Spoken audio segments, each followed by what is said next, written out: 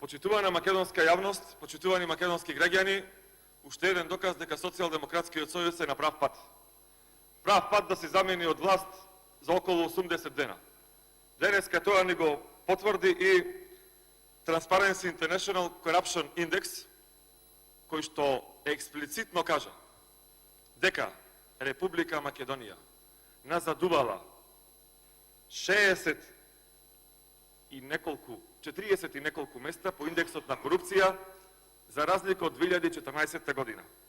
Или пак, представено со бројки, во 2014 година Македонија била на 64-то место, денес нашата сакана татковина е на 106-то место, заедно со Монголија, брегот на слоновата коска, Албанија, Алжир и Египет. Цвета корупција во Република Македонија. Пука корупцијата.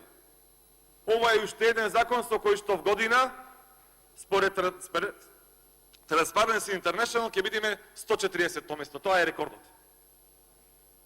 Ултра коруптивен и криминален закон носите сега. Ултра коруптивен закон.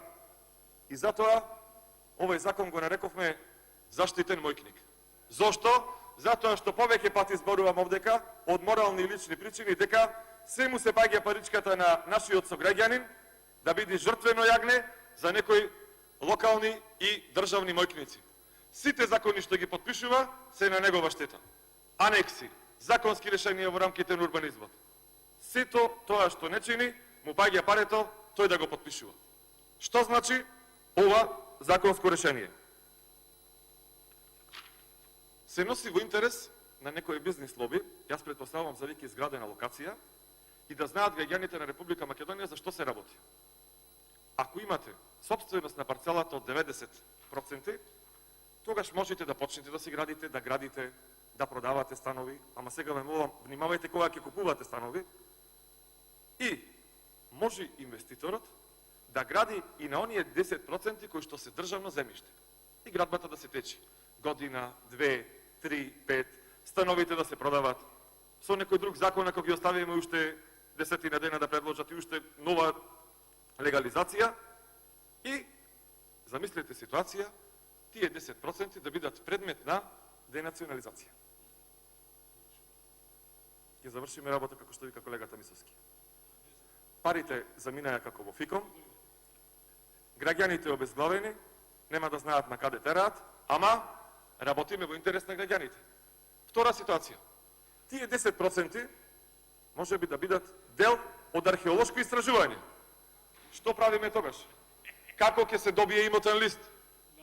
Како граѓаните ќе бидат задоволни со тоа што го платиле, а не добиле имотен лист? Замислете некој да гради на парцела од 10.000 метри квадратни. Цел декар може да узурпира, кој што е предмет на денационализација, предмет на археолошко истражување, на никој око не му трепнува и убави одговараат од Министерството. Треба да мислите за тоа. И како да мисли некој кој што сака да купи стан? Тој верува дека владата на Социјалдемократскиот сојуз, бидејќи е на прав пат, направила услови секој да се чувствува сигурен. Дека правилата надвладеала, дека се почитуваат законите. Но еве, благодарение на овие луцидни идеи, на овие креативни идеи, не било така. Тие што најмногу критикуваат измените на законот за градење, денеска прават лудори со нови законски решенија. Наместо да видиме дека хаос е во урбанизмот, дека ни еден пат не се гради, дека владата се бламира и на пресконференција вика 4 министри, 3 директори на јавни предпријатија, 70 камермани, бидејќи имале идеја од ветените 600 километри автопат да почнат да градат 2 во Блатец. Во Блаце, извинете. Како не им текна да направат пресконференција на експресниот прат Прилеп Градско и да кажат, еве ние 4 министри што ветувавме 5 директори, и ако имавме пари обезбедени од владата на ВМРО ДПМН 80 милиони евра, одлучивме да го прекратиме овој проект и да им платиме пенали на шпанците со ваши пари. Како тоа не му текне на министри во владава? Туку тие се пофалија дека ќе правеле, имале идеја да прават 2 километри автопат. Од 14, пазете. Ова ме личи на граначалникот на Штип. Тој па се пофали дека 1000 метри асфалт поставил. Замислете, во цел мандат 1000 метри асфалт. Ова колку иди? 10 милиони милиметри автопат ќе направат овие. Таков договор подпишаја некни. Новинари, коктели, труби, се и се што.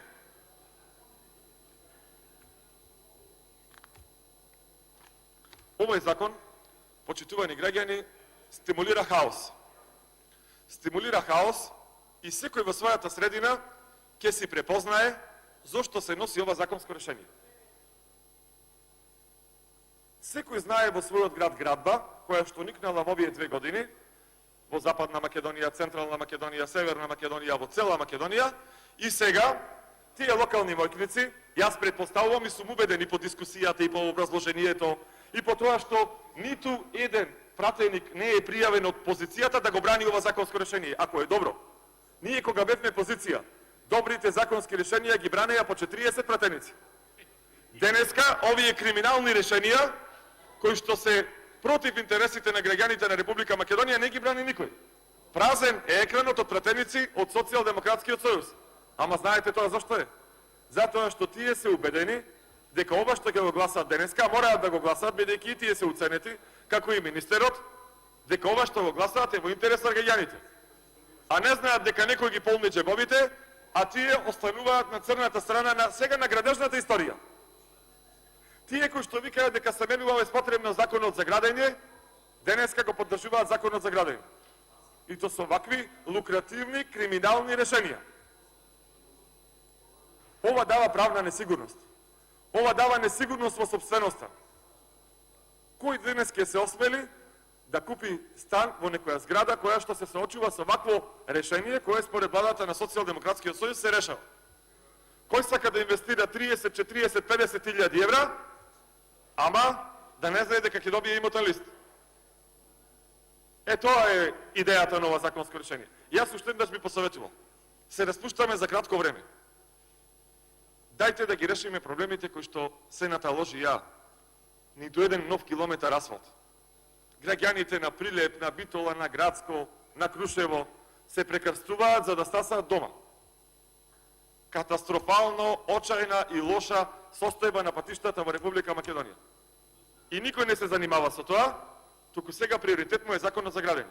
И уште еден поабсурден закон има сега донесено. Законот за легализација на дивородбите. Тоа е па хаос, тотален. Тој стимулира безредие и го оправдува овај пат. Секој што градел, приградувал, надоградувал во овие 2 години, сега му ги легализираме градбите.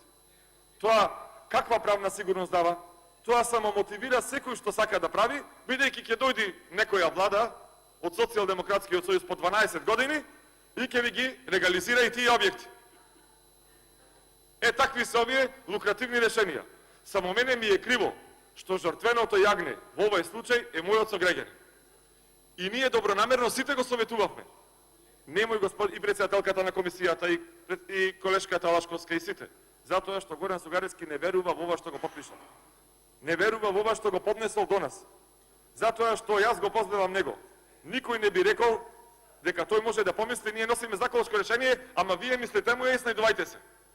Тоа во правото го нема. Нема мислење, нема снајдување. Туку има закон. Нема мислење, нема снајдување. Има закон. Ако досега парцелата требаше да биде чиста, да можеш да почнеш да градиш, сега правиме хаос. Се надевам дека има доволно време нешто од ова да се исправи. Може би министерот ќе го повлече ова законско решение.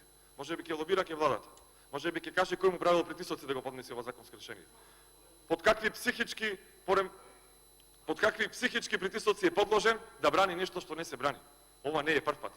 Подпишувавме и анекси на договори, 200 милиони евра, она што го критикувавме. Сега носиме законски решенија кои што се против него. Но има време да исправи оваа неправда и колку толку да куртули од она што навистина значи криминал. Благодарам.